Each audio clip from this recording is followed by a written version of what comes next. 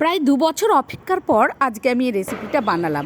আমি ২ বছর আগে গ্রামের বাড়িতে গেছিলাম, সেখানে আমি দেখেছিলাম আমার জেঠিমাকে ডিম দিয়ে ফুলকপি তৈরি করতে। তো আমার তখনই ভীষণ লোভনীয় একটা রেসিপি মনে হয়েছিল এবং খেয়েছিলামও, খুব আমার সুস্বাদু লেগেছিল। তো সেই সূত্র ধরেই আজকে আমি নিয়ে চলে এসেছি সাধারণ রান্নাঘরে ডিম ফুলকপি একটা কারি বা ডিম ফুলকপি দিয়ে তরকারি। খেতে খুব খুব টেস্টি হয়েছিল, আর এত টেস্টি হয়েছিল যে আমি শেয়ার না করে থাকতে পারলাম না। তো তোমরা প্রথম থেকে লাস্ট অবধি রেসিপিটি দেখো, ভীষণ ইজি এবং ভীষণ টেস্টি। নতুন নতুন ফুলকপি দিয়ে ডিমের ঝোল দুর্দান্ত খেতে। তো আমি নিয়েছি ফুলকপি আর নিয়েছি কিছুটা পরিমাণে আলুগুলো নিয়েছি দেখুন একটু বড় সাইজের, যেহেতু ডিমে দেবো বলে। আর আলুগুলোকে আমি মোটামুটি 70% সেদ্ধ করে নিয়েছি। আর ফুলকপি যেহেতু একদম কচি, এখন সেদ্ধ হতে খুব একটা সময় লাগে না। আর এই রেসিপির মহারানীকে বলুন তো ডিম। এই ডিমটাকেও আমি সেদ্ধ করে খোসাটাকে ছাড়িয়ে নিয়েছি। মশলার মধ্যে আমি নিয়েছি আদা, 4 কোয়া রসুন, 4টে কাঁচা লঙ্কা, একটা বড় সাইজের টমেটো, আর নিয়েছি একটা বড় সাইজের পেঁয়াজ। আপনারা যদি মশলা আরও একটু বেশি পরিমাণে দিতে চান দিতেই পারেন, তাতে গ্রেভিটা একটু ঘন হবে, খেতেও সুস্বাদু হবে, তাতে কোনো অসুবিধে নেই। কিন্তু আমি মশলাটা অনেকটা বেশি পরিমাণে দিলাম না। আমি এবার মিক্সিতে টমেটো, কাঁচা লঙ্কা, রসুন, আদাটাকে পেস্ট তৈরি করে নেব। এই রেসিপিতে আমি 2 ধরনের মশলা ব্যবহার করছি। এই গেল একটা মশলা, আরেকটা মশলা হবে আমার গুঁড়ো মশলা, যেটা আমি একটা বাটিতে 1 চামচ জিরে গুঁড়ো, 1 চামচ লঙ্কা গুঁড়ো, 1 চামচ হলুদ গুঁড়ো, আমি কিছুটা পরিমাণে জল দিয়ে ভিজিয়ে রাখবো। এই বেসিক মশলাগুলো তো আমাদের লাগেই। তো আমার মোটামুটি 2 ধরনের মশলা কিন্তু একদম রেডি।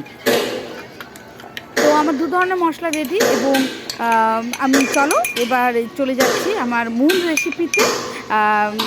আমি সবার প্রথমে যেটা করব, কড়াইয়ে 2 চামচ তেল দিয়ে আমি সেদ্ধ করা আলুগুলো ভেজে নেব, খুব ভালো করে হালকা করে ভেজে নেব। আমি বলি যে এই পরিমাণ আমি দিচ্ছি, তোমাদের যখন গ্রেভি বা সবজিগুলো বাড়বে, ডিম বাড়বে, তাতে তোমরা মশলাগুলোও পরিমাণগুলো সব বাড়িয়ে দিবে। আর একটা কথা বলি যে তোমরা যদি ফেসবুক থেকে দেখে থাকো, পেজ থেকে, তাহলে কিন্তু অবশ্যই ফলো করবে, আর ইউটিউব থেকে থাকলে কিন্তু অবশ্যই কমেন্টস করবে। তো তোমাদের সাথে কথা বলতে বলতে দেখে নিলে আমার ফুলকপি, আলু এবং ডিমগুলো ভাজা হয়ে গেছে।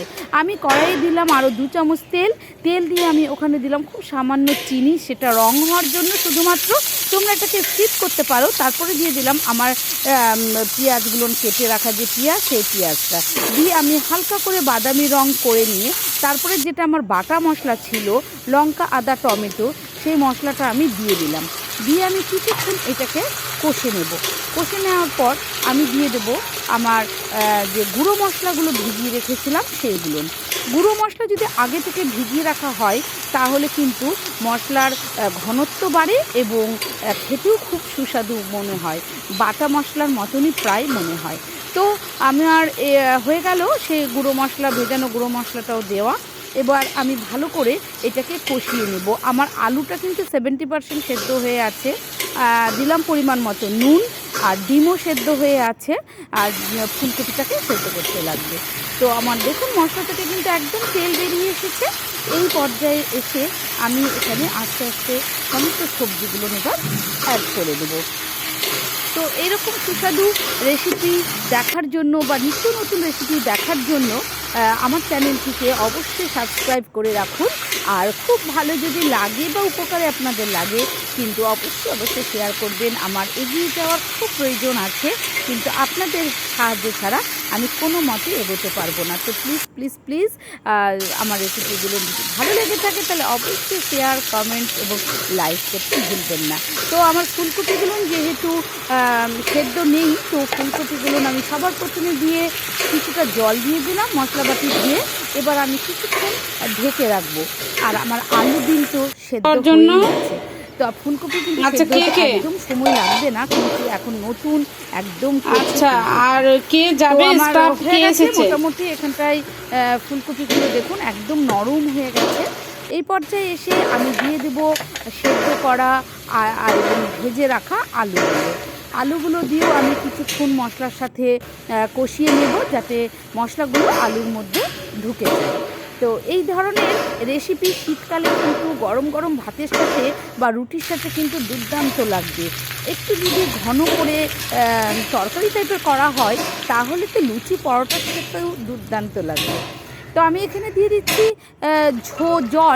জলটা আপনারা আপনাদের পরিমাণ মতন দেবেন, যে যতটা ঝোল খেতে চান। এবার আমার ঝোল ফুটে উঠেছে টকবক টকবক করে। এবার তার মধ্যে আমি দিয়ে দিচ্ছি সেদ্ধ করে ভেজে রাখা ডিমগুলো। তো মোটামুটি দেখুন আমার একদম কালারটা কিন্তু দুর্দান্ত এসেছে। এবার আমি এখানে দিয়ে দিচ্ছি হাফ চামচের মতন গরম মশলা। আমার কিন্তু একদম রেডি ফুলকপি দিয়ে ডিমের কারি বা ফুলকপি দিয়ে ডিমের ঝোল বা ফুলকপি দিয়ে ডিমের তরকারি। এরপরে আমি দিয়ে দিচ্ছি শীতের মরশুমের ধনেপাতা, যা গন্ধ আমার এই রেসিপিকে আরও দুর্দান্ত করে এনে দিবে স্বাদ এবং গন্ধ। তো আমার রেডি একদম ফুলকপি দিয়ে ডিমের ঝোল বা তরকারি বা কারি। আপনারাও বাড়িতে করুন।